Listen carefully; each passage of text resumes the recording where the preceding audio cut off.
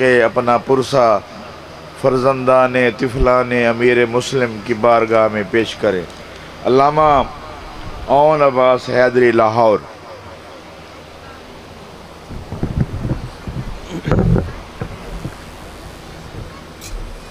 اعوذ باللہ من الشیطان اللعین الرجیم، بسم اللہ الرحمن الرحیم۔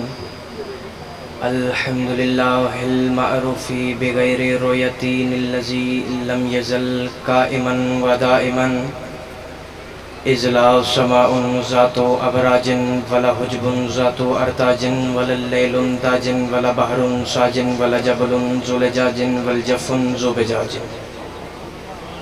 والجفن ذو بجاج والارض ذات بعاد۔ الصلاة والسلام علی تحیت والاکرام و علی اشرف الانبیاء والمرسلین، صلوات بآواز بلند۔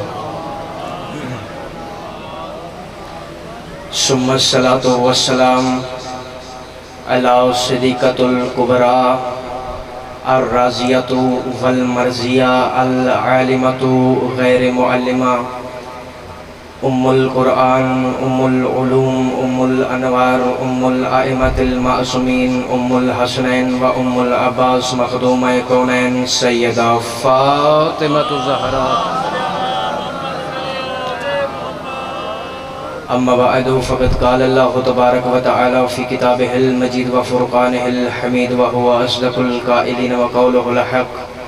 بسم اللہ الرحمن الرحیم۔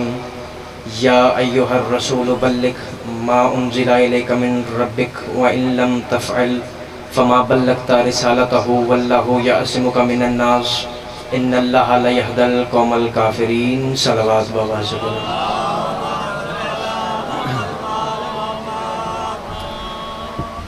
اجازت ہے کہ نوکری کا آغاز کیا جائے۔ پہلی مرتبہ آپ کے چہروں کی زیارت کا شرف حاصل ہوا ہے۔ یقیناً آپ کا معیار سماعت بہت بلند ہے، لیکن پہلا جملہ کہوں گا، اسی سے اندازہ ہوگا کہ گفتگو کتنی اور کس معیار پہ ہوگی۔ ہے اجازت؟ دین کسی مولوی کی سوچ کا نام نہیں، بلکہ آل محمد کے کردار کا نام دین ہے۔ جو ہاتھ اٹھ گیا سیدہ کبھی کسی کمینے کا محتاج نہ کرے۔ ہمارے مذہب میں قطعاً بھی یہ گنجائش نہیں کہ وہ اپنی ذاتی رائے کو دین میں داخل کر سکے۔ ہمارے مذہب میں قطعاً بھی یہ رواج نہیں کہ جو راوی کہہ دے اس پہ عمل کر لیا جائے۔ ہمارے مذہب میں راوی کی گنجائش نہیں، مذہب شیعہ میں فقط معصوم کی اطاعت ہے۔ ہم یہ نہیں دیکھتے کہ کس راوی نے کیا لکھا ہے، ہم یہ دیکھتے ہیں کس معصوم نے کیا کہا ہے۔ ہمارے مذہب میں یہ روایت نہیں کہ غلام جگانے آئے، جملہ اچھا لگے تو اذان کا طریقہ بدل دیا جائے۔ ہمارے مذہب میں یہ روایت نہیں کہ جنگ سے قیدی لا کے کھڑے کیے جائیں، ان کے کھڑے ہونے کا انداز اچھا لگے تو نماز پڑھنے کا طریقہ بدل دیا جائے۔ ہمارے مذہب میں روایتیں نہیں چلتی، مذہب شیعہ میں صرف قرآن کی آیتیں چلتی ہیں۔ یہ فقط اور فقط قرآن کی آیتوں کا مذہب ہے۔ ہمارا عقیدہ توحید سب سے بہتر، ہمارا عقیدہ رسالت سب سے جدا۔ ہم اللہ کو وحدہ لا شریک سمجھتے ہیں، بے مثل و بے مثال مانتے ہیں، خالق کون و مکان سمجھتے ہیں، بلکہ 14 کا بھی خدا مانتے ہیں۔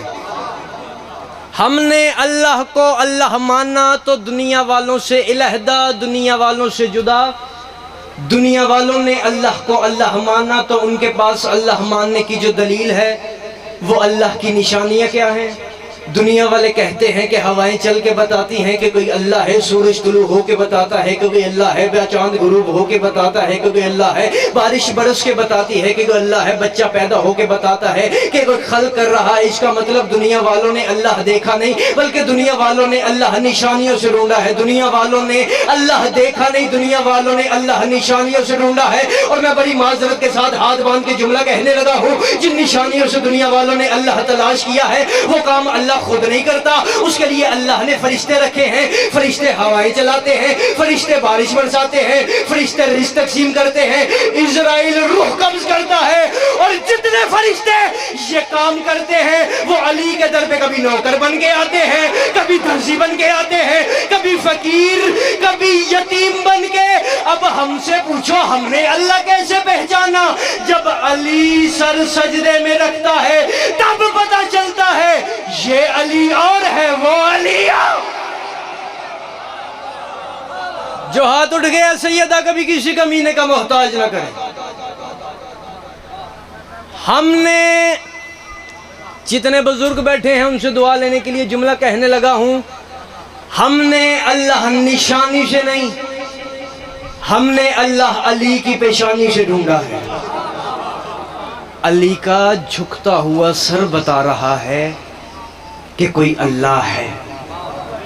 ہمارے مذہب میں قطعاً بھی یہ گنجائش نہیں کہ کوئی اپنی ذاتی رائے کو دین کا حصہ بنا دے۔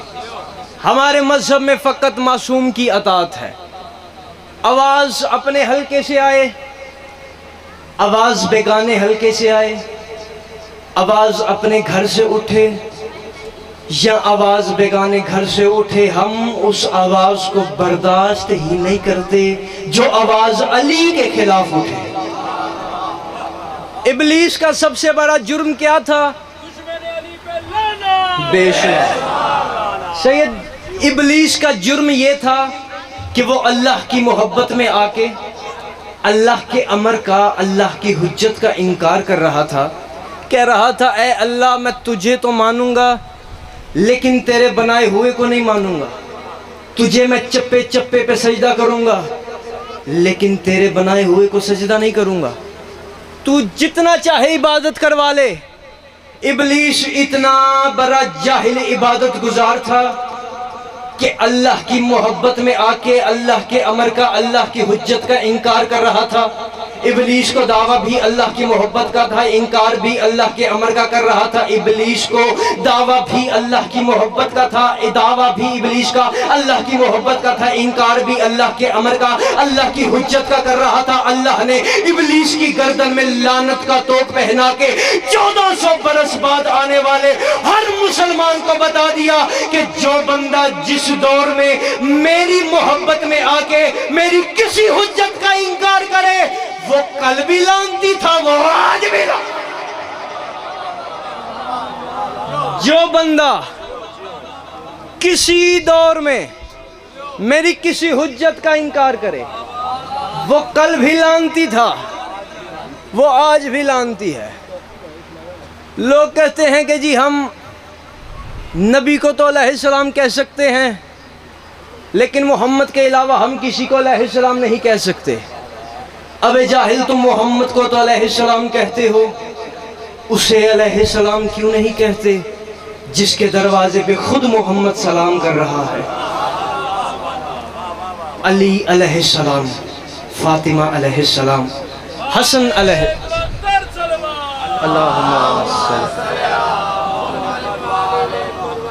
فاطمہ علیہ السلام، حسن علیہ السلام، حسین علیہ السلام۔ زیادہ لمبا چوڑا نہیں پڑھنا، وقت کی قلت ہے تو کوشش کروں گا جتنا وقت دیا گیا ہے اسی کے اندر۔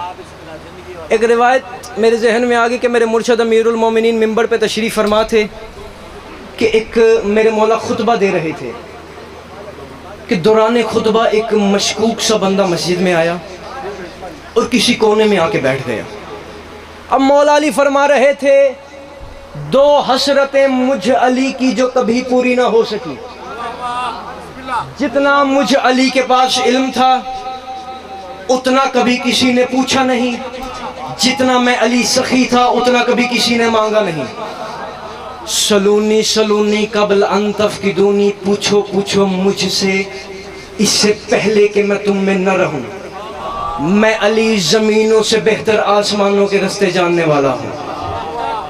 علی فرما رہے تھے کہ وہ جو شخص مسجد میں داخل ہوا نا، وہ امیر المومنین کی جانب دیکھ کے کھڑا ہوا، کہتا ہے یا علی، آپ نے جو کہا ہے کہ ہم لوگ آپ کو پہچان نہیں سکے، تو یا علی آپ اپنا تعارف خود کیوں نہیں ہمیں کروا دیتے؟ آپ خود بتا دیں آپ کی شان، آپ کی منزلت، آپ کا رتبہ کیا ہے؟ علی نے فرمایا کسی بشر میں اتنی سکت ہی نہیں کہ وہ مجھ علی کے فضائل برداشت کر سکے۔ جو ہاتھ اٹھ گئے سیدہ کسی کا محتاج نہ کر۔ بندہ ضد پہ آیا یا علی اپنے فضائل اپنی زبانی ہمیں بتائیں۔ علی فرماتے ہیں جو میرے پاؤں کے نیچے لگی خاک ہے تم اس کے فضائل ہی برداشت نہیں کر سکتے۔ بندہ ضد پہ آئے یا علی اپنا تعارف کروائیے۔ علی نے فرمایا اگر میں نے اپنا تعارف کروایا تو تمہاری روحیں یہیں سے پرواز کریں گی۔ اگر تم ضد کر رہے ہو اور میں علی بتاتا ہوں کہ میں کون ہوں۔ علی بادشاہ فرماتے ہیں انا الذی مفاتیح الغیب، میں وہ ہوں کہ جس کے پاس غیب کی کنجیاں ہیں۔ انا بکل شیء علیم، ہر شے کا جاننے والا میں علی ہوں۔ میں وہ سمندر ہوں جس سے علم کے دریا بہتے ہیں۔ اب میں وہ بندہ دیکھوں گا جو یہاں پہ علی کا ذکر سننے آیا ہے اور پھر بھی وہ بندہ خاموش ہو کے بیٹھا رہے، ایسا ہو نہیں سکتا۔ علی فرماتے ہیں اگر